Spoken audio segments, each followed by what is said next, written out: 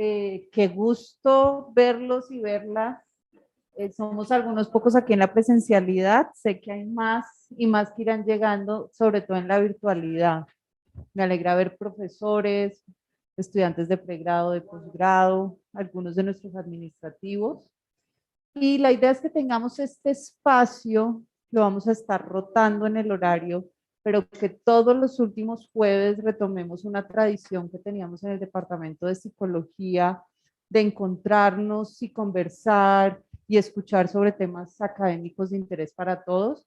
Este espacio hemos retomado también el nombre antes, que son los Encuentros de Psicología, y estamos muy contentos y contentas de que nuestro primer encuentro de psicología es con la profesora Alice Davidson. Alice está haciendo este semestre una pasantía como investigadora visitante, está colaborando con el profesor Juan Pablo Aranguren del departamento y la invitamos a que nos hablara sobre sus investigaciones recientes. Alice Davidson es profesora de psicología en el Rollins College de Winter Park, Florida, Estados Unidos. Es doctora en desarrollo humano y estudios familiares de Pennsylvania State University.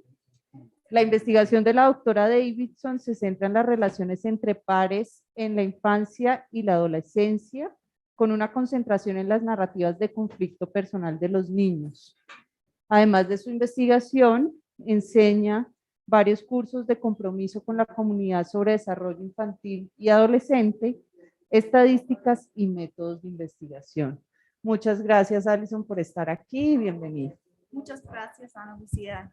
Buenas tardes, hola, gracias por venir y gracias porque esta presentación is going to be in English. So thank you so much. And please, if at any point you have questions, can you all hear me okay? I'll speak a little closer to the microphone.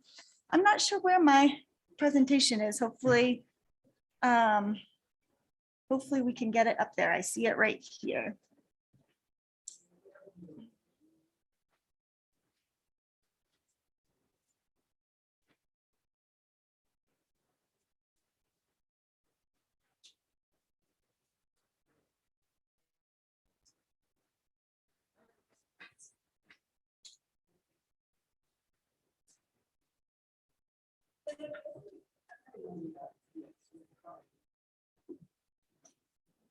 Hola.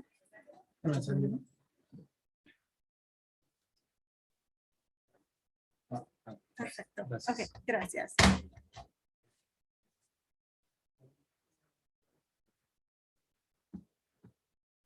Okay, so I have planned this presentation so that there should be some time at the end for questions and commentary, but please, if along the way you have a question about something, don't hesitate to ask me.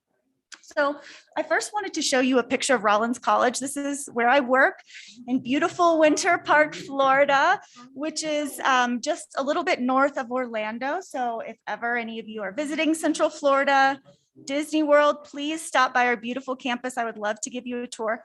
Rollins is a small liberal arts college. Primarily, we serve undergraduate students. So I also went to a small liberal arts college as an undergrad. Absolutely loved the opportunity I had to work closely with my professors. And so this is my 14th year at Rollins. So it's a beautiful campus. So hopefully sometime you'll have a chance to visit. So most of the work that I'm going to be presenting to you today is described in my book that was published in 2017, entitled Conflict Narratives in Middle Childhood, the Social, Emotional, and Moral Significance of Story Sharing, that I wrote with my longtime collaborator, Marcia Walton, who's a professor at Rhodes College. And so I just want to acknowledge her enormous contribution to this work. So most of what I'm going to be talking to you about today, we describe in this book. Okay, so my specific goals for today, I have 4 that I hope to cover. And the first is that I want to just sort of set the stage for why should we care about children's personal conflict narratives? Why is it important to study the personal stories that children share? The second goal for today is to describe my narrative methodology that I've used over the past 20 years. And I can see that it's a little bit hard to see that. It's a little clear on this screen, but hopefully you can see that okay? And then the bulk of my presentation is going to focus on presenting key research findings from this work that I've been doing with children's conflict narratives over the past 20 years. And then finally, I'll conclude by talking about some real world application and lessons learned from this work. Okay. So I want to start off by sharing with you a narrative that was written by a child who's in our study. We're calling her Daria. She's in 5th grade, attends an elementary school in Orlando, Florida. And so I want to give you a sense of the kind of data that we're working with here. So you'll see a lot of words up here, but I'm going to read the story to you. So Daria says, "I'll kick you in your face, talk to me that way. I was yelling my head off to this stuck-up no good girl who thought she was the big bad wolf all of this day at the daycare's playground.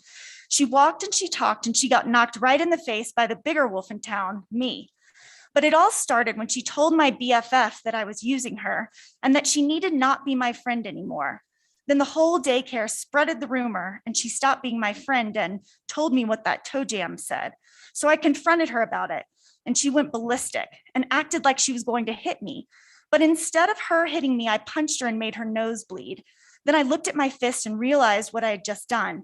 Then I really wasn't the cool kid in daycare. And to think I would have even had done it over not having to just ask to tell the truth to my ex-BFF than doing what I did. And at the end of it all, I was the one who got in the boiling hot water with my mom and the toilet's mother. But that's the old me. And now I look back and say, wow, I did something so mean. And since then, I've not been in another fight. And that was 4 years ago. So BFF, just in case that's not clear, best friends forever is a phrase. I'm sure there's an equivalent in Espanol. So yes, so she's talking about her BFF and her ex-BFF. So what we have here is actually a pretty ordinary account of a conflict experience in elementary school. So we have this child who's talking about physical aggression, rumors, spreading gossip, friendships lost, physical violence, punishment. But there's such extraordinary analysis that accompanies this description of her conflict experience. So she presents the authorial self, herself as an author, with a former self. So she's talking about the old me. There's lots of moral analysis that's involved in this story. One of the things I love about it is that she also appropriates a cultural trope using Little Red Riding Hood, the big bad wolf, and the boiling hot water. And so you see that theme throughout. So she has a very strong narrative voice here. And really, she's given us almost a child-sized redemption narrative, because at the end, she emerges victorious and she hasn't been in another fight in 4 years. And that may or may not be true, but as the author, she's able to make that claim. So this is an example of the kinds of data that I'm working with. So my colleague and I have been really interested in examining the ways in which and the extent to which children describe their conflict experiences. Okay, so why should we study children's personal conflict stories?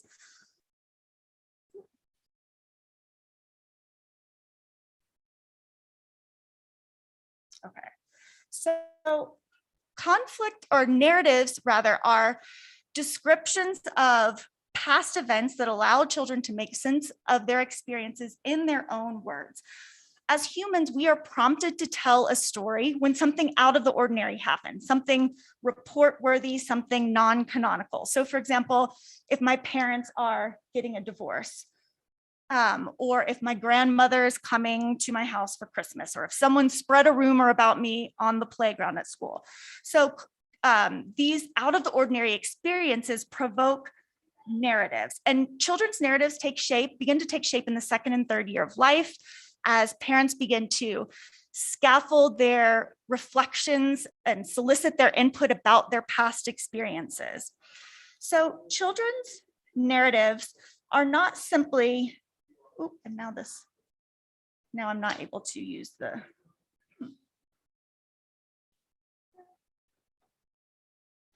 sure. What happened here? Okay, perfect. Okay, so children's narratives can be quite entertaining, like Daria's story that we just read, but I think it's easy to sort of dismiss children's stories as being kind of cute descriptions of their experiences and nothing more. But Jerome Bruner, in his book, his 1990 book, Acts of Meaning, which has been very informative for my work, talks about the dual landscape in which we tell stories. There's the landscape of action, and the landscape of action is the who, what, when, and where, the sequence of events, the unfolding of what happened. And also it's the sort of the exceptionality. So when children use expressions like one day or this one time, when they're marking this report-worthy, out of the ordinary event. So what's even more important when we're making sense out of our experiences, especially with conflict experiences, is that children also are attentive to what Bruner calls the landscape of consciousness. And this is children's attention to the internal worlds of the self and others. So when they're talking about their own and others' emotions and thoughts and motives and doing moral evaluative work, that it's this attention to the internal world that help children make meaning and make sense and explain their conflict experiences. So it is through this attention to the landscape of consciousness, as children are telling these stories about their past experiences, that it promotes their perspective taking skills, because they're actually kind of getting inside the head of themselves and other characters in their stories. And there's lots of research to support this. So my theoretical framework builds on what I just described, which is this idea that experiences that are out of the ordinary provoke narrative accounts. And it's that through story sharing that we come to make sense out of our personal experiences. And a second point is that conflict is inevitable, and children need the opportunity to create stories about their conflict experiences. I've been in quite a few classrooms in some of the schools where we've collected data where when I tell the teachers that I'm interested in studying children's experiences with conflict, sometimes teachers will say things like, we don't have conflict here, we don't do this, I'm seeing head nods, or everyone's friends here. And while that's well-intentioned, it's just simply not true. Any one of us who's in relationships with humans has conflict. And that's not a bad thing. And that's hopefully something that you will take away from this talk today. And children should not have to protect or hide their very real conflict experiences from the adults and caregivers who are in charge of helping them grow. They need to have these experiences, to create stories about their experiences so that they can make sense of them and align themselves with the moral good and learn to kind of critique their own and others' behavior. So my central argument is that narrative accounts of interpersonal conflict in middle childhood are the site of critical, social, emotional, and moral development. Okay, so what I hope that one of the points that I make today is that by sharing some of my key findings with you from my research is that when children create narrative accounts, they are positioning themselves in a moral, psychological, social, and cultural universe. They are positioning themselves in a moral universe by critiquing and justifying their own and others' behaviors, in a psychological universe by considering the emotions and thoughts and motives of themselves and others. As well, they're borrowing from multiple cultural sources, from their parents, from teachers, from religious leaders, from the big bad wolf, from pop culture. We see these kind of cultural influences make their way into children's stories as they're making sense out of their conflict experiences. Also, by the way, just the thought popped in my head right now, I'd be happy to share these slides with Ana Lucia and Juan Pablo after if you want to share them, if anyone's interested in looking at them later. Okay, so I'm going to describe to you my narrative methodology. Okay.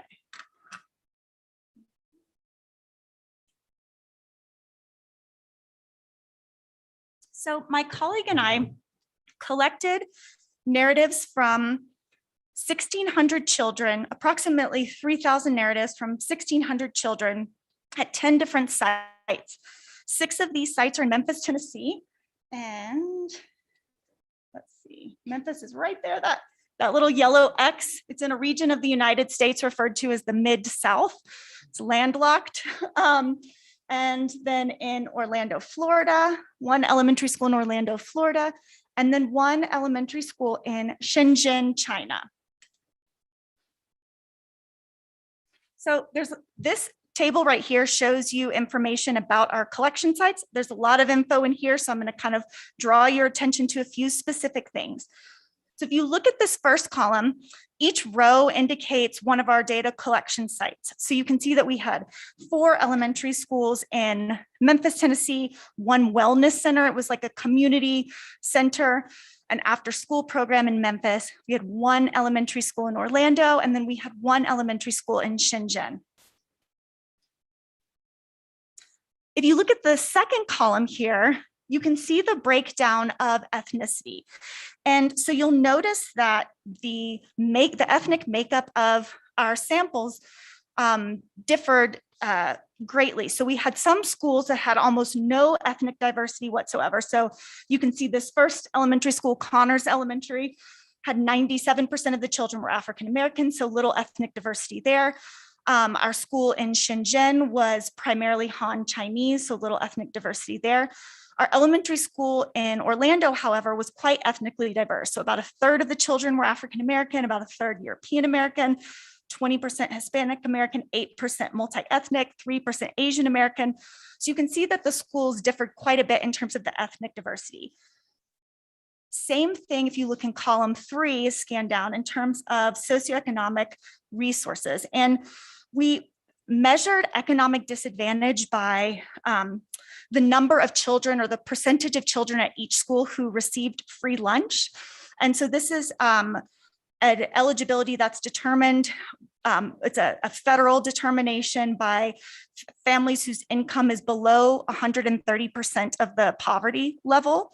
And so we had some of our schools where there was a great deal of economic disadvantage, and then several of our schools that were quite middle class. And then in these last 3 columns, this just shows you the grades in school that the children were in, primarily 3rd or 4th through 6th grade, although we had a few children who were in first and 2nd grade at the wellness center and the summer camp. So you can see that the total number of children was 1,600. And then some of these children told multiple stories. We collected some longitudinal data in a few of these samples. So we had 2,811 total stories that we included in our analyses. Okay. So what we did is once we had parent consent for children to participate in the studies, we went into the classrooms and we told the children that we were interested in learning about what it's like to be a kid in their school or what it's like to be a kid nowadays. And we told them that we were interested in hearing their voice, and this is the opportunity to share their voice about what they think about their conflict experiences and what it's like to be a kid at their school. So we used several different prompts, but the primary prompt that we used was this conflict prompt. So we gave the children lined paper with this prompt up at the top that is kind of obscured there. It says, write a story about a conflict with another kid that really happened to you. Think about a fight, an argument, or some kind of misunderstanding. Write everything that happened from the beginning to the end.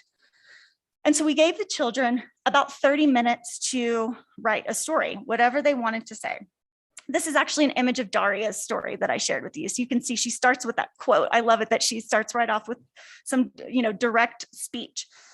And so once the children were finished with their stories, we would read it back to them and ask them if they wanted to include anything else. And sometimes the children would erase things, or they would remember that one other person who made them mad, and they would add little notes in the margin. And then we would collect their stories from them.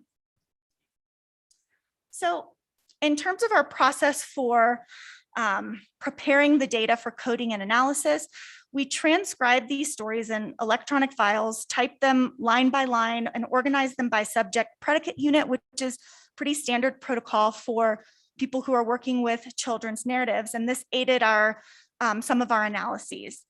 And we replaced all identifying information with pseudonyms. So we replaced all person and place names, but we tried to preserve the social information that was in those names. So for example, Juan might become Roberto, so that we were trying to do our best to kind of preserve the information that the child was giving us. In terms of our data coding and analysis, this was kind of proceeded in iterative steps where we engaged in multiple close readings of our stories and did open coding where we would make note of kind of interesting themes that seemed to emerge from the data. And this was sort of an interweaving of kind of quantitative analyses where we would look at frequencies of some of these themes that were emerging. Any kind of surprising findings would send us back to do more kind of nuanced close readings of the data. And throughout all this process, we were involved in what Niobe Way, who is a researcher at New York University, calls an interpretive community. So this is where members of our research team would meet weekly, and we would bring questions and interesting kind of features of the story. We would talk about the coding schemes that we were working on and that we were developing. Okay. So there were three kind of primary questions that guided our quantitative work. The first was, how do children describe their conflict? So we were interested in the sources of conflict that children were talking about, whether they were consistent with past research and whether we could code these categories reliably. We also were interested in looking at the responses to conflict. So when children talked about protesting or retaliating or apologizing, things like that. Our second kind of overarching question was this question of how did they describe themselves and the other characters in their stories? And so again, related to my earlier point, we were interested in how they position themselves in a moral, psychological, and social world. So moral world in terms of, did they justify and critique their own and others' behavior? Like when someone punched someone, did they say that's wrong or did they not? In terms of the social world, we examined how they position the self and others in terms of being a friend or an enemy or a sibling or a student. And then in terms of the psychological world, we looked at their attention to their own and others' emotions, motives, and cognitive states. Then our third guiding question was, how did they appropriate a cultural toolkit of narrative forms and cultural discourses to accomplish these descriptions? I think one of the fascinating things about studying narratives is that observing the way the narrative form differs in different cultural communities. So in some communities, there is sort of value in telling a story in sort of a straightforward path, whereas in other communities, maybe it's more appropriate to take sort of a more garden weaving path in telling your story. So children are learning what are culturally appropriate ways of relaying their conflict experiences in a way that is understandable by other members of their cultural community. Okay. All right. So now I'm going to move on to talk about how do children describe their conflict experiences. And I'm specifically going to focus on how children talked about and construed friendship and psychological, social, and physical aggression.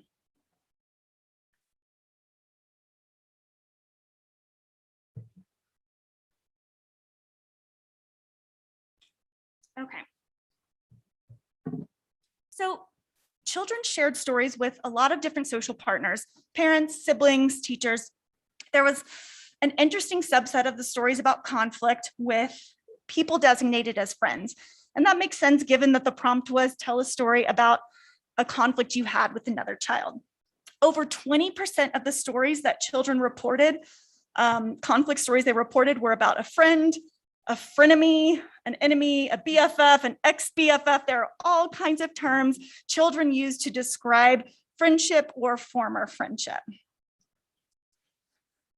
So I'm going to share a story with you written by Naomi, who is a fourth grader at one of our elementary schools in Memphis, who said, "One day I had a fight with my friend. I have to admit it was a silly fight. It happened on a Thursday. We were fighting about friendship. My friend thought I was not playing with her a lot, but I wasn't. I wanted to play with other people besides my friend, so I started to play with her more, but she was really bugging me, so I stopped playing with her. But soon I realized that without my best friend, I feel really empty. So we made up and hugged. I apologized to her and she did the same. But I realized you're not complete without your best friend to help you or support you. But really, I just was not thinking of others and their feelings. I was thinking of me and only me. But from now on, I'll think of my friend more often. The end." You are not alone with your friend. Try not to fight with your friend. I love it when they added those lessons at the end of the story. Sometimes they would say things like, P.S. Rollins College, I love y'all. So great. So this is one of the things about working at a primarily undergraduate institution. So I don't have graduate students who are working with me, is that this is just a little interesting sidebar, is that undergraduate students are really great at coding narratives reliably. And it's really, and really enjoy seeing the kind of raw data like this and seeing the real human behind the data point. And so I found that that's been a sort of meaningful part of my work in getting my undergraduate students excited about this work too, and the process of coding and analyzing this work. So in this story by Naomi, her story touches on three themes that emerged in our data when we were examining how children talked about friendship. The first was the struggle to understand the meaning and obligation of friendship. So she says, friends are there to help you and support you. A second theme that her story talks about is the varieties of friendship trouble that complicate the world of middle childhood. So when she talks about, I wanted to play with other people besides my friend. And then the third theme that her story touches on is the importance of friendship in the development of a sense of self and a sense of well-being. Okay, so we grouped the dozens of qualities of friendship features that children talked about into 5 main clusters. And each of these were related in interesting ways to past research. The first was this idea that friends should like each other and have fun together. Researchers who study peer relations, perhaps the primary defining feature of friendship is mutual liking. So this idea that if we're friends, we should both like each other, this mutual liking.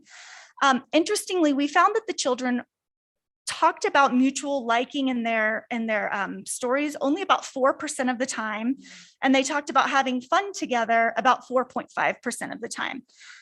So perhaps that wasn't as salient to communicate in their stories as perhaps past research maybe indicates. The second cluster was this idea that friends should respect each other as equals. A critical feature of friendship that distinguishes it from other relationships is the voluntary nature of it. So among our 1,600 children, there was only one child out of those 1,600 who talked about an adult being a friend, and that was a beloved teacher. So when children are talking about friend, they're talking about peers, about equals. And this is consistent with Piaget's notion of their emphasis on the importance of same age peers for developing a kind of new and more mature moral judgment, because we need those equal relationships in order to kind of justify and critique people who are sort of on an equal plane as us. This third kind of cluster that emerged was this idea that friends should support one another. So the children talked about providing physical and material support. So this would be like if someone falls and cuts themselves, they would go and get a Band-Aid for their friend. So providing physical or material support. And they also talked about social support, or this idea of social protection, like she watches my back, we look out for each other, we're going to protect each other, in about 5.5% of the stories. The fourth cluster that emerged was this idea that friends should persist, or friendships should persist over time. Friendship stability tends to be moderately stable. So when researchers are studying how friendships kind of continue or change from year to year, there's obviously in elementary school, there's some shifting as children are moving into different classes. We found that in 16.3% of the stories about friends, children talked about their expectations that friendships should last, should continue, or they explicitly noted that if they got in a conflict with their friend, the friendship remained intact. So this was really interesting. This corroborates past research that indicates that friends have more conflicts with each other than non-friends do, but they also are more likely to resolve conflicts with each other than they are with non-friends, right? So it's important to maintain that friendship relationship. And then this fifth cluster that we identified was this notion that friends should share their stories with each other. We found that in 23.3% of our stories, the children described or used the term talking to describe an activity that they did with their friends. So they would say things like, we talked and talked, we had a talk, we were just talking. They use this description of talking to describe what happened in their friendship. And they also use this term talking it out as sort of a special kind of description of the kind of talk they did to resolve their conflict. So if Ana Lucia and I got in a fight, I might say, we talked it out and we're still friends, right? So this talking it out is this describing how they resolve their conflicts. So this kind of finding led us to believe there may be two things going on here that are contributing to this sort of virtuous cycle. One is that the activity of telling your side of the story is a really important friendship building discursive practice. When children are telling about their own experience, they're doing this kind of self-disclosure that builds friendship intimacy.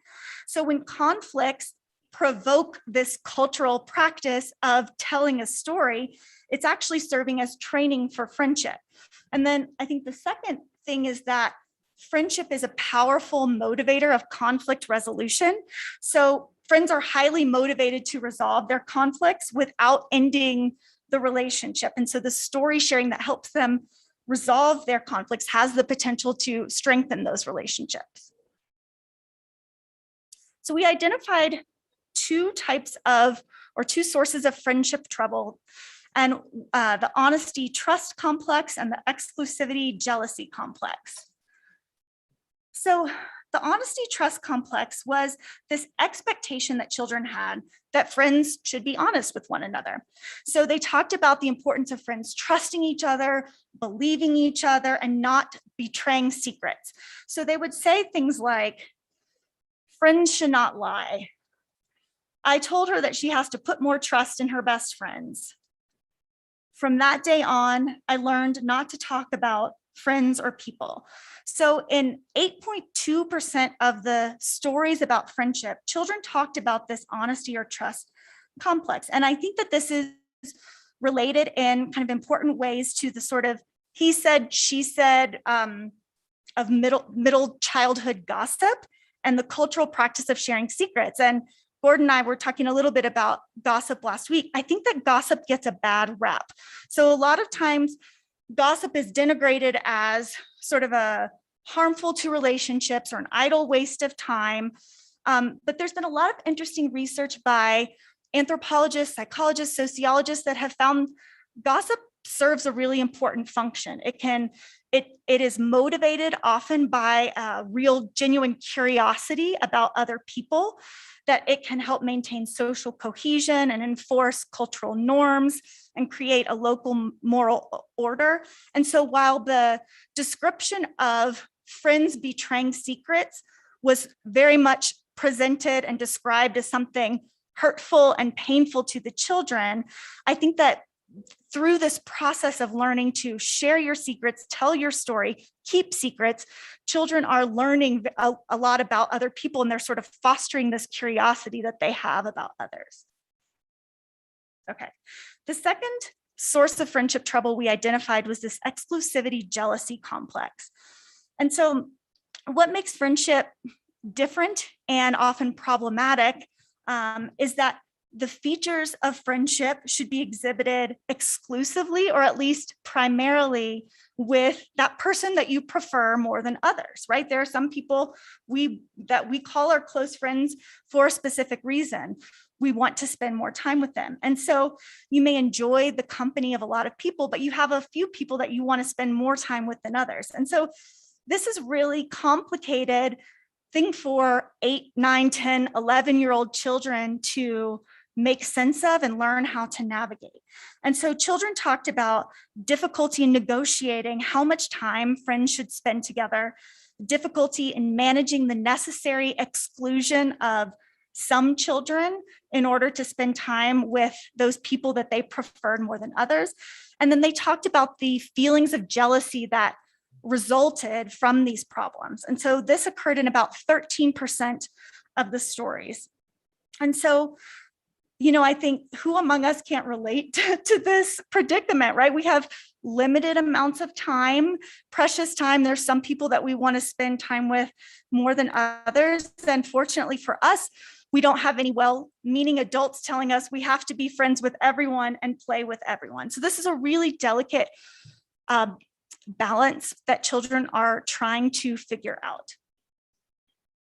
So here are some of the things that they said that kind of describe this exclusivity or jealousy complex. I tried to tell Alfreda that even if I'm playing with Mari, I'm still her friend, but she didn't understand.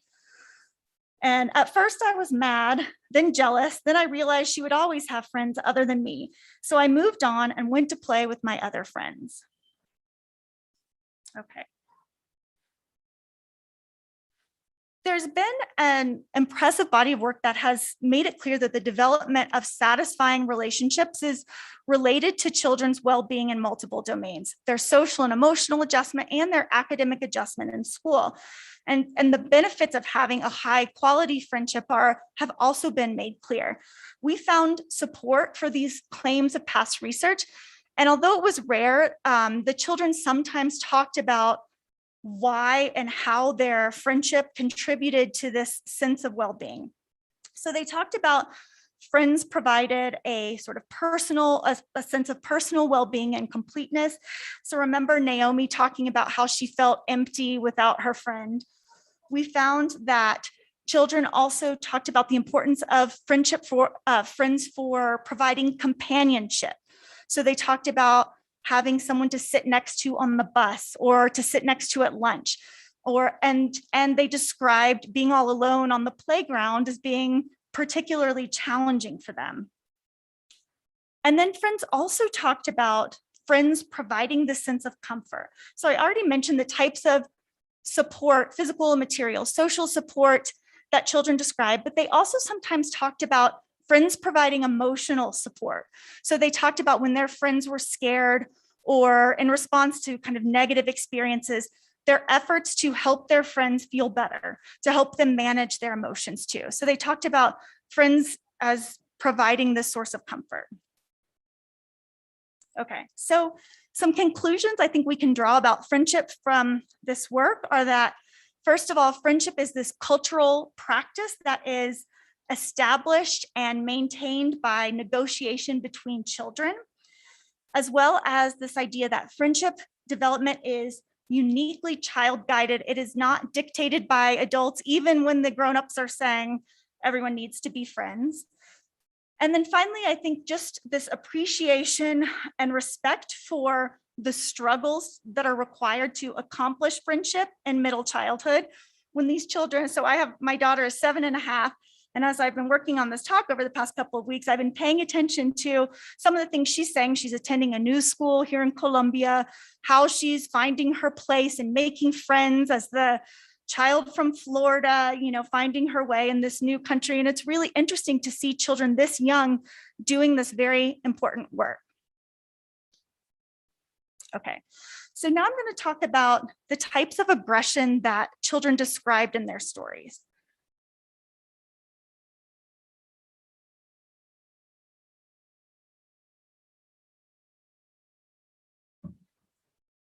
So in approximately 96% of our stories, children described some type of aggression. So they talked about physical aggression that involved harm to the body, psychological aggression that threatened this developing sense of self or self-concept, and social aggression that threatened their social status or their relationships.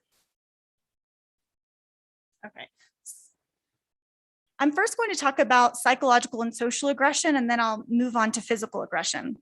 So we looked at the behaviors that the kind of non-physical aggression that children talked about, and we were able to kind of group them into 3 categories. The first was name calling and face-to-face insults, this type of psychological aggression that threatened the developing sense of self.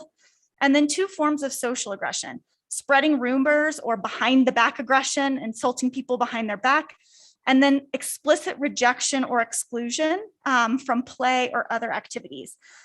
These 3 types of non-physical aggression have often been grouped into one overarching category of relational aggression or social aggression in the literature. And we found that it was useful to distinguish the psychological and social aggression. I'll talk a little bit more about that, but I think that it allowed us to do a more culturally nuanced sort of analysis of children's descriptions of their non-physical aggression. So I'll talk about each of these. Okay.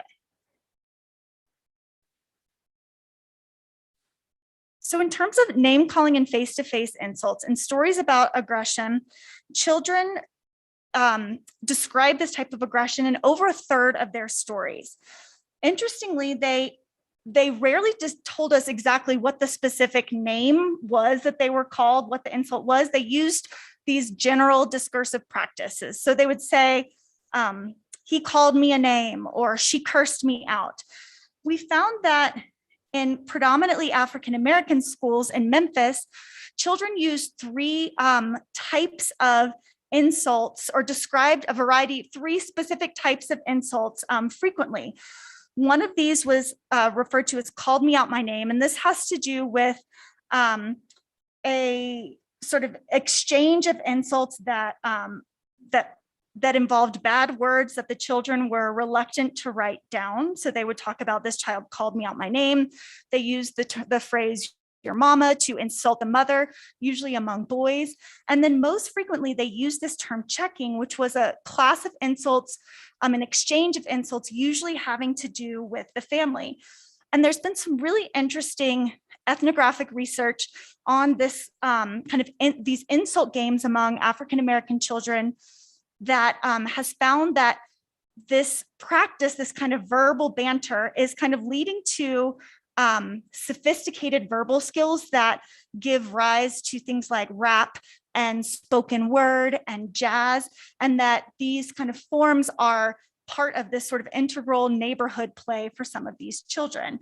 And so that it's at times a sort of cultural aesthetic to be valued. And so when children described these types of insults, they presented them, especially in particular checking, they presented them as hurtful or mean, but sometimes they recognized that it was a valuable skill. So this child right here says, it started out as well, just her checking me and me checking her back. When I did a really good one, she got really mad. So kind of this recognition that there's some skill involved.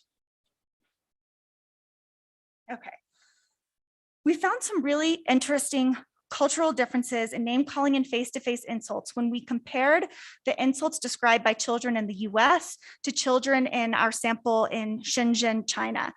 And so we found that in the US, children wrote about insults. So this is when they told us the specific insults that they were called, that they fell roughly into 4 overlapping categories. And the first category had to do with body insults. And this was in about 40% of the insults children described. So they would talk about insulting each other by saying things like dirty, ugly, fat. In 9% of the insults they described, they were gendered insults. Often these were sort of defaming the feminine. So they would say things like, stop acting like a little girl, or a little sissy, or sort of this negative connotation with acting like a girl. Or they would kind of endorse these sort of macho norms of he needs to man up and punch him, or things like that. In 24% of the stories they describe, or of the insults they described, they talked about character insults that challenged the sense of the intelligence of the person or the sanity of the person. So they would use insults like stupid, crybaby, mean, liar. And then in about 5 to 6% of the stories, they described racial or ethnic slurs. So for example, one child talked about being called a Vietnamese rat. And so what all of this name calling seems to suggest is that it requires these elementary school children to begin defending core aspects of their identity in terms of their body presentations, their gender, their character, their intelligence, their race and ethnicity. Interestingly, although we had a great deal of diversity in terms of socioeconomic diversity and ethnic diversity in our schools in the United States, we found little variation in terms of the name calling and insults that they talked about. But when we looked at the insults described by the children in Shenzhen, they were quite different. So we found that in Shenzhen, body insults were only used 11.1% of the time, again, compared to 40% in the US. Gender insults were fewer. What distinguished these stories was their description of character insults, and specifically insults pertaining to moral character flaws. And so they would use terms like, she's heartless, or he's shameless, he's bad-tempered, spoiled, useless in society. And so this was really interesting to us. And I think what this is suggesting and indicating is that early identity development happens and is shaped within cultural communities. So in the US, again, that learning about the importance of kind of acting, along with particular norms pertaining to your age or gender, maintaining this sense that you're an intelligent, mature person, being aware of your body presentation. These things seem to be important for the early identity development of these elementary school children in the US. And then in China, the kind of presentation of the self as a humane person and kind of consistent with some Confucian principles having to do with social harmony and right relationships, and using personal failure as opportunities to cultivate growth. And so this was really interesting to us. And so interesting that these sort of important features of early identity development became fodder for the name calling and insults that they used to taunt each other. Okay. So I'm going to talk about these two types of social aggression now. So there's this behind the back social aggression that the children wrote about. And so this, what we found here is this, so this has to do with kind of spreading rumors and things like that. In our well-resourced schools, so the schools that were more middle class in the US, we found that the children described gossip and spreading rumors as mean when it was done by friends, or as disloyal when it was done by friends, and mean when it was done by others. In the less affluent schools in the US, we found that there's this orientation toward a respect for direct conflict and confrontation, and this disdain for this behind the back aggression. So children in our less affluent school use the word confront or confrontation frequently, and we never saw this term used in our college affiliated school. And so here's an example right here by this child, Nadia, who says, "Today in class, my friend Tiana told me that someone put my name on an argument and it was something I didn't do. But if I did say it, she didn't have no business putting my name in it. I hope that she keep my name out of her mouth, because if she was some kind of friend, she could have told me in my face. I don't mean no harm, but Rebecca could just stay out of my wonderful face." And so we see this kind of orientation to a norm of kind of talking about spreading rumors or talking about people behind the back is viewed as cowardly or disdainful. So this was interesting.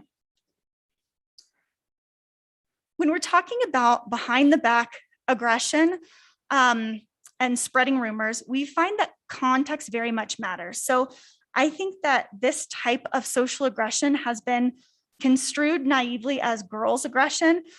And indeed, this is a stereotype that I'm not sure about in Colombia, but in the US, this is a stereotype that is propped up by the media in movies like Mean Girls and Gossip Girls, sort of the bitchy girl backstabbing.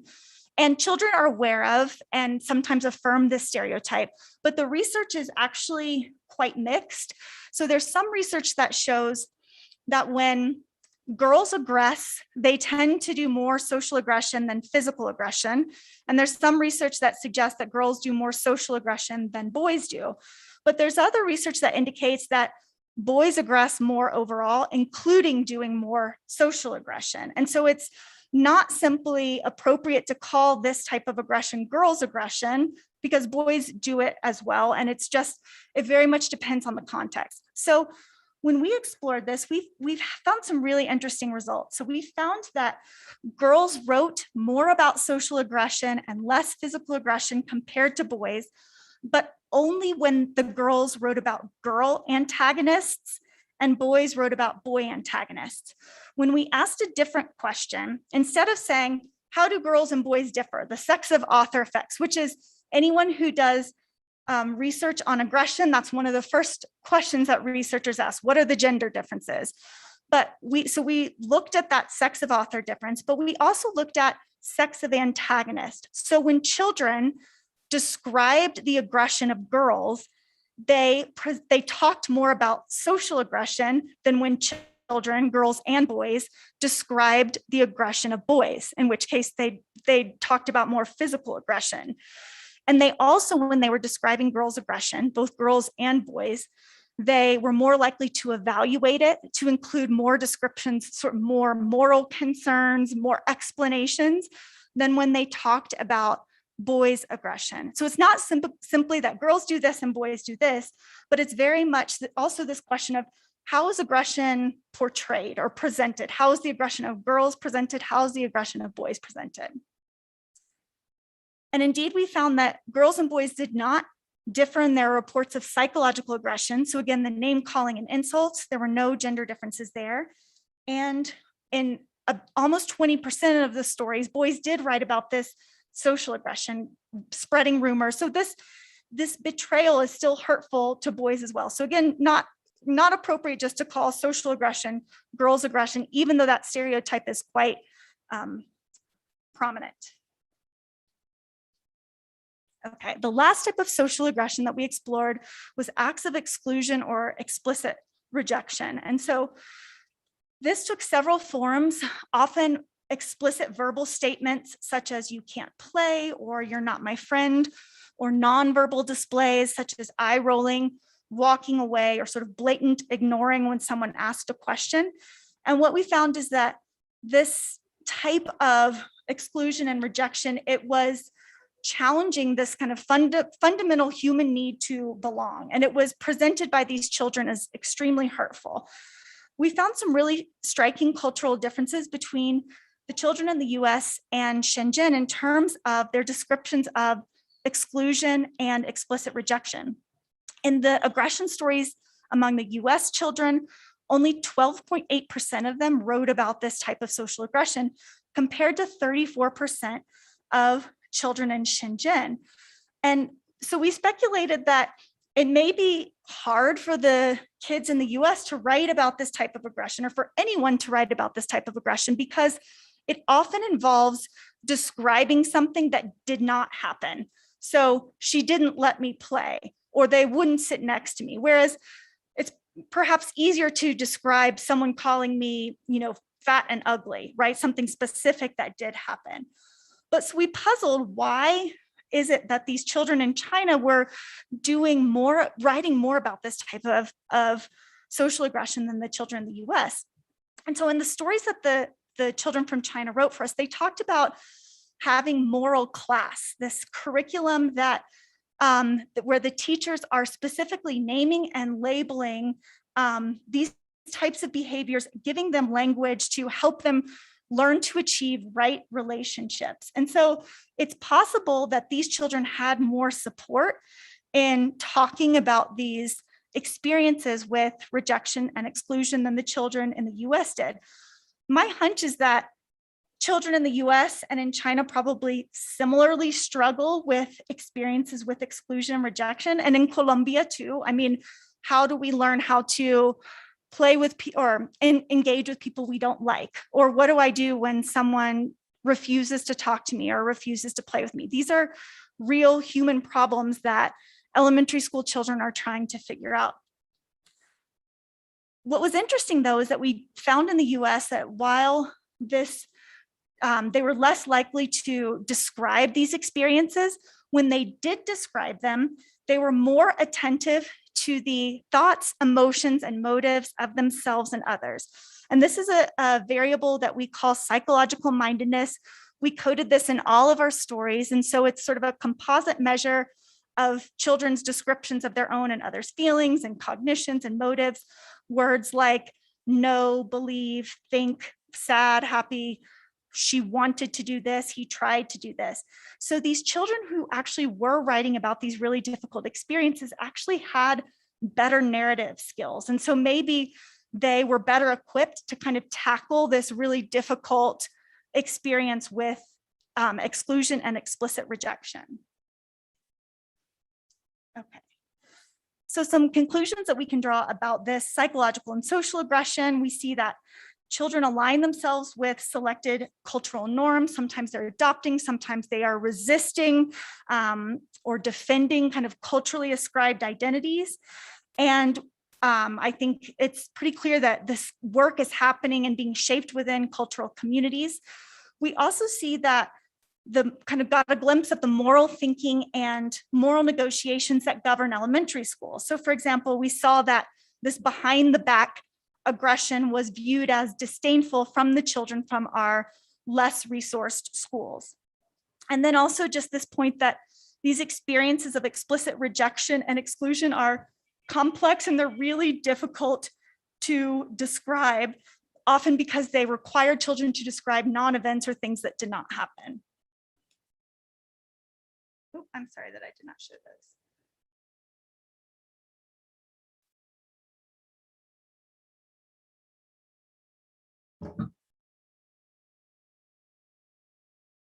Okay. So I'm now going to talk about how children described their experiences with physical aggression and how they made sense out of their conflict experiences and physical violence. Physical aggression is just we defined as acts that harm the body. And we found that there was at least one instance of physical aggression described in 35.9% to 58% of our stories, depending on the sample. So children talk about physical aggression a lot when you ask elementary school children to tell a story about a conflict. Before I launch into a couple of specific findings from this work, I want to show you two specific coding schemes that we use that will become relevant to the findings that I present. The first coding scheme that you see up here is this this measure of moral explicitness. So we were interested in looking at the way, in addition to that psychological mindedness variable that I talked about, we were interested in looking at how children talked about what was right and what was wrong, what people should and shouldn't do. And we found that we were able to reliably code justifications and critiques of the self and others on this 3-point scale, where 0 was no moral evaluation and 2 was an explicit moral evaluation. So you can see some examples here for moral justification of the self. An explicit moral evaluation would be, I decided to be the better man and apologize for checking his family. Moral critique of the self, which they didn't do that often, which is probably not terribly surprising, although they do it sometimes. I thought I was guilty. Moral justification of others, also don't do this too often. I admit she did not do anything wrong. And then moral critique of others, which they do quite frequently, he's not supposed to hit girls. So these are examples of explicit moral evaluations regarding justifications and critiques of the self. So I'll talk about some of the interesting differences that we found in this, looking at children's moral evaluations after I described this other coding scheme, which was a scheme pertaining to violence severity. So we reliably coded children's stories on a 0 to 4-point scale in terms of the severity of violence, where 0 was no physical aggression described, 4 was criminal or life-threatening violence. So 0 might be a description of social aggression where they say, she bosses me around all the time. Level 4, John got his dad's gun and went out after cremain. Interestingly, we found that when we grouped the stories according to mild and moderate violence, coded as level 1 or level 2, that children were much more likely to include explicit moral evaluations compared to when they described experiences with severe or life-threatening violence, level 3 or level 4. So children were more morally explicit and more psychologically minded, more attentive to the thoughts and emotions and motives of themselves and others in those stories coded as level 1 and level 2 compared to level 3 and level 4.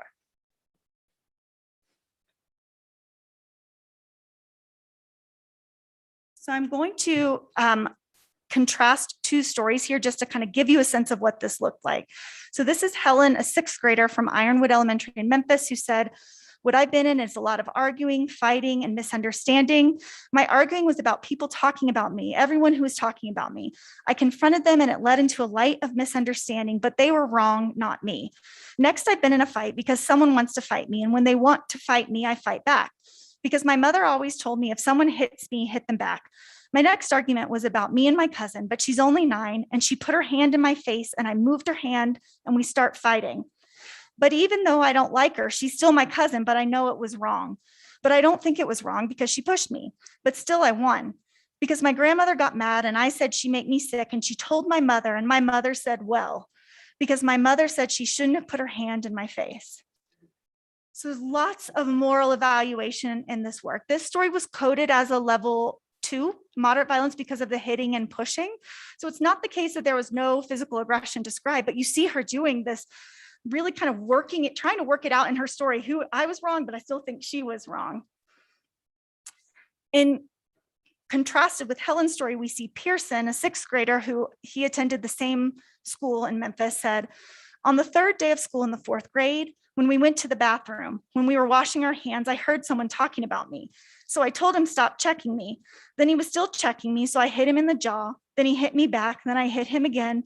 Then blood came out of him. Then the teacher caught me, then called our parents. And my dad had a conference with Mr. Green. Then after that day, the big brother tried to fight me. So it was another fight with both of us was bleeding.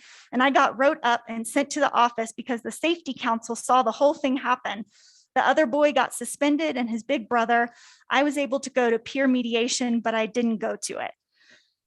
So with Pearson's story, you see that it doesn't have this dual landscape that Bruner talked about, this landscape of consciousness. It's really just this kind of bare bones reporting of the facts of what happened without attention to the thoughts and emotions and motives or moral explanations for this very violent fight that broke out. And so this is these are representative of what we found when we compared the mild and moderately aggressive stories to the more severe aggression. Okay. We found that the most disturbing stories we read described serious family violence, and these stories were rare, but they were shared in every sample except in Shenzhen. And for the sake of time, I'm actually going to skip over reading this story here, but I have another one that's similar on the next slide. We also found that, although rare, children described experiences with gang members, with people they perceived to be kidnappers, with experiences with drive-by shooters.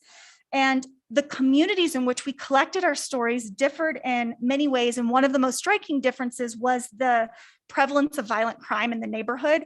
So one of our elementary schools served children who lived in one of the most troubled neighborhoods in Memphis. And at the time that we collected the data, Memphis was actually ranked 3rd in the United States in terms of violent crime, according to an FBI uniform crime report. So I think it was after Chicago and LA perhaps. So Memphis has had sort of a history of lots of violent crime. So for those of you who aren't familiar with it, Memphis is a really interesting city. That's where MLK Jr. was shot. The race relations to this day are still very tense.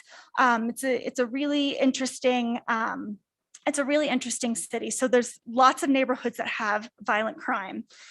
And so I want to stay mindful of the fact that even in the highest crime neighborhood, 42% of the stories that the children wrote included no physical aggression. So it's not the case that every child from this neighborhood is writing a story with level 4 violence.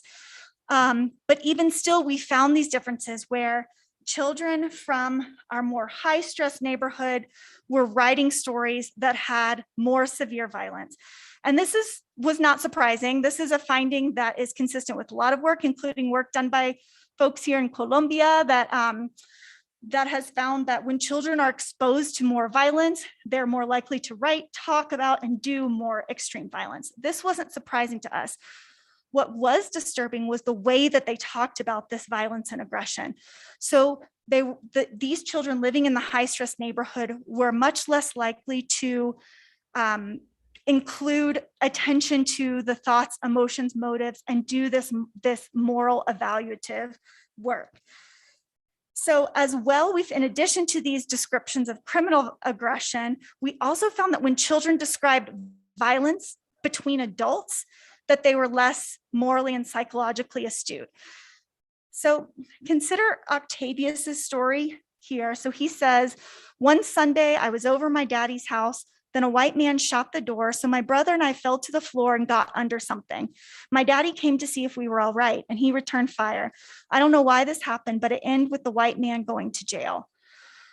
So he says, I don't know why this happened, but other than that, he includes no description of emotions or motives or the thought processes or no explanation. Again, this is just a bare bones story. And so I think that this is also related to Piaget's work, which talks about the importance of having peers for the development of children's moral voice, because when there are unequal power dynamics in relationships like children and adults, children tend to silence their moral voice and just accept the authority of adults. They're less likely to critique it or verify it. Okay, so conclusions about physical aggression. We find that children are doing this evaluative work in all of these communities where we collected data, that is bringing them into the moral discourse of their cultural community. But we found these exceptions. We found that when children tell stories about especially dangerous violence, they were less psychologically minded, less attentive to the kind of moral concerns. And I think that for these children who are writing these stories about such severe violence, especially for events that are so rare and so traumatic, it may overwhelm their capacity to make sense of that violent event. We also found that children, when they reported family violence and described the violence of adults, they were less psychologically and morally astute as well too. And then this third point is that when children live in neighborhoods where there's more community violence, they also are more likely to write stories about severe violence, and they're less likely to explain that aggression and to attend to the landscape of consciousness. Remember that narratives provoke the description of something out of the ordinary. When violence is so commonplace, then children don't feel the need or don't have the need to explain it because it is something that is just the norm for them. And so I think that this is very concerning because we want children, even in these violent contexts, to be able to critique this violence and align themselves with the moral good. Okay. I know that we're running short on time, and so I am going to, I'm going to go ahead and skip to the application, but if anyone afterward would be interested in hearing about the longitudinal research where we found narrative skills predict children's social adjustment in school across school years, even when we control for the initial level of that peer adjustment. So this is exciting to us, this idea that it's not just, oh, when we look at these stories, we find these neat features that we can categorize and create these frequencies, but we find that this narrative practice is actually predicting positive peer adjustment. Okay, so in conclusion, I think that this work emphasizes the importance of incorporating story sharing practices, not only in classroom communities, but in any context where adults are working with children, designing programming to help support children's development. In religious contexts and after school programs, the simple practice of listening to what children have to say is so important, not only because it allows the people who care about children's development to understand what they know and understand about the world and themselves, but also because it gives children practice at attending to the perspectives of other people, which is really important for conflict resolution. Also, story writing facilitates social, emotional, and moral development. This is related to that longitudinal work that I just touched upon, but I think when children have opportunity to write and create their stories, again, they're able to position themselves and as a person of a particular age and gender and race and ethnicity. They're able to consider their own and others' emotions and to think about what's right and wrong and justified and critiqued. And then finally, I think, again, this point that conflict is inevitable. And for any of us who are in relationships with other people, conflict narratives have a critical role in human development, because as we create stories about our conflict experiences, we're coming to make sense of them. And this is such an integral part of children figuring out how to apply this knowledge that they're learning in past conflict experiences to the future inevitable conflict experiences they'll have. Okay. So I'm going to end with one final story. This might be my very favorite story out of all, that's a hard thing to say, but out of all 2,800, this was shared by one of our participants from Shenzhen, Zhonglin Lin, who's in 5th grade.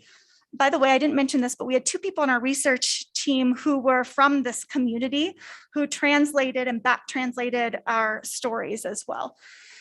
So what I love about this story is that she talks about a conflict with a friend. She's attentive to this dual landscape, the landscape of action. These events are unfolding over 3 days. She's very attentive to the landscape of consciousness, and she's talking about the social, emotional, moral significance. And she ends with this important moral lesson. So she says, also, you'll have to get up close. The writing is beautiful. The characters, it's incredible, the handwriting classes that these young children have. One time our class was elected for square formation. That day we were practicing in the badminton court. Because I did well on parade step, our teacher asked me to teach the boys. The next day I came early with other girls, so I wanted to practice with them. But Guo Lang Lang and Lu Gui Chang said, "You go lead the boys, don't join our girls." After hearing this, I felt sad. Tears came from my eyes. But what made me angry was Gao Lang Lang and Lu Gui Cheng were laughing on the side. On the way back to classroom, Guo Lang Lang said, "We break up." This hit me like a thunder out of a clear sky. I couldn't take this anymore. You think I'm happy? I'll never forget what you said. Breakup is fine. After getting back at noon, I blamed myself for being impulsive. After this, I reached her for apology, but she ignored me. Let the past be the past. We would never be best friends again. Then we went to the fall outing. There was a ghost house game. Guo Lang Lang cried because of the fear. After coming out, I comforted her, and then she stopped crying. On the way back, she was probably tired, fell asleep in the car. I took out my jacket, covered her up, but I was freezing. Someone told her this shortly after, and we made up. Everyone has friends, but no matter how close the relationship is, there must be conflicts. It's okay to have conflicts. The most important thing is to know how to solve conflicts. So thank you so much.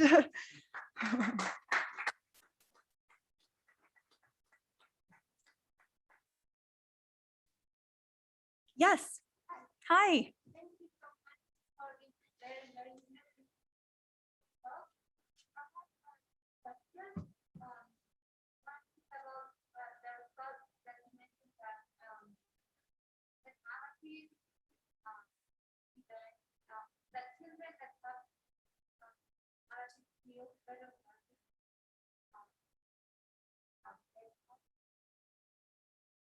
Not less conflicts, but they have better peer adjustment. Yeah, so we looked at 3 independent variables, a measure of peer rejection. This is the measure where we ask all the children. Is this on? Is that better? Okay, great. So we ask all the children to nominate kids in their class who get picked on, who get teased, who get made fun of. And we create these composite peer rejection measures based on the class consensus. And so children who get lots of nominations for those items have a high peer rejection score. So what we found, so that was one dependent variable. One was a self-reported loneliness measure. So the children reporting on, I feel like I have no friends, I feel alone. And then the third measure was a measure of peer disliking. So we asked the children, who do you like the least? So children who have a lot of liked least nominations have a high disliking score. So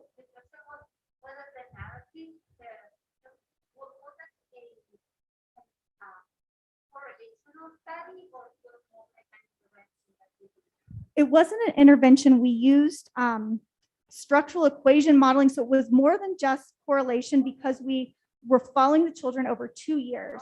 So we were able to look at the initial level of peer victimization, control for that, and find that children's reports of motives in their narratives in year 1 predicted lower victimization year 2. Yeah, yeah.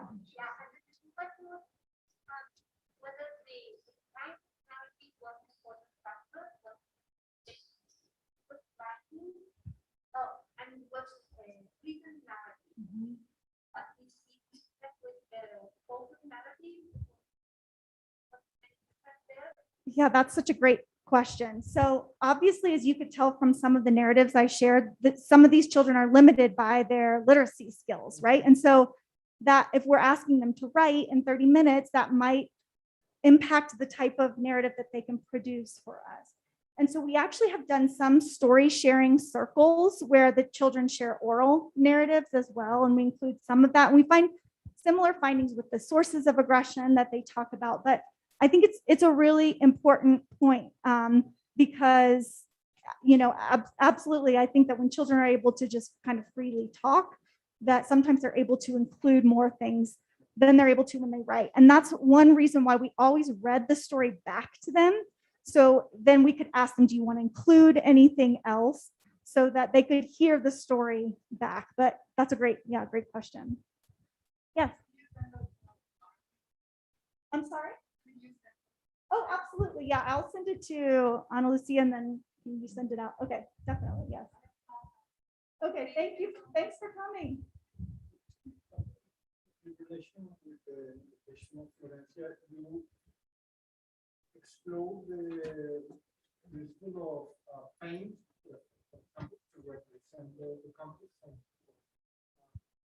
another option to present that they know the right option. Okay, repeat here. You explore the option to paint. Oh, to paint.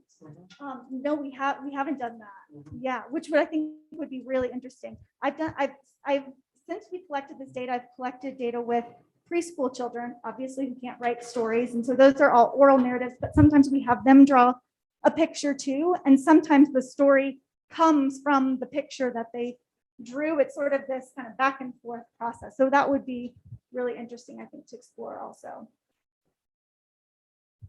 Yes. Well, thank you for the presentation. Thank you for the work. It's impressive. I really like the cultural comparison and surprising some of the results. Sorry.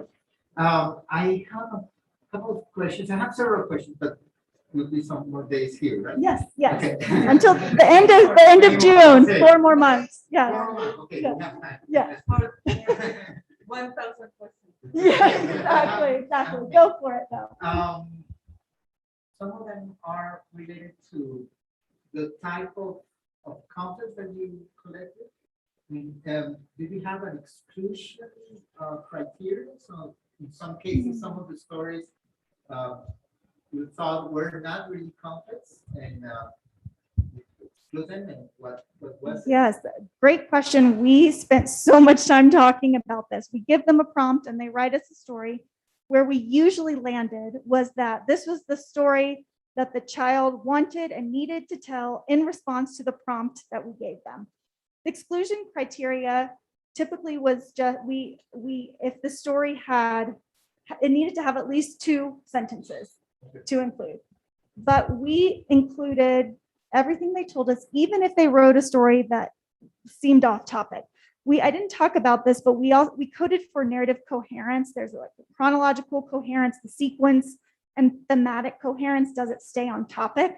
And that's really interesting when some stories start as something and then they turn into something else. And this is, I think, in the stories with family violence, occasionally, and again, these were rare, it was almost as if the story needed to come out. The child would start writing a story about a conflict with a peer, and then they would talk about my stepdad pulled a gun on my mom or something, and it was just like, and I didn't mention the kind of ethical concerns, but just so you all are aware, whenever we encountered stories like this, we always told the school counselors. And in every case, the child was already, the staff was already aware of the needs of this particular child. But I don't know that I answered your question there, but that was a tough one because we didn't want to exclude what the children said. And we also always talked about before they started writing, we did some example conflicts. So we made sure that we sort of had a shared operational definition of conflict. So misunderstanding or, yeah, I think that the prompt included some of that language in there as well. Yeah. Last one. Yeah. Did you get some stories of conflicts through electronic means? We did not. So we collected these data. I think the last data collection that I presented for these stories was 2011. And so we had all of the elementary school. And so even 10 years ago, children were, I mean, I personally hate that my second grader uses an iPad in school, but that's the norm now. It wasn't a decade ago. So yeah, we just have them write. But that I think would be another interesting way, even if they could dictate their story too. I mean, the transcription software has come so far too since we transcribed these stories and the relationships are absolutely yes. mediated by media, so a lot of the conflicts are going through. Absolutely, yes. Connecting. Right, I know. It's a lot of work, as you all know. So I'm happy to answer any other questions. I know we're probably out of time, and also I know. Is there a class in here? Yeah. Okay. But I'm G205 is the office where I'm spending some time. So, or please email me if you have questions, and then I'll send out the slides as well. So, A lot of questions. yeah, definitely. So thank you all.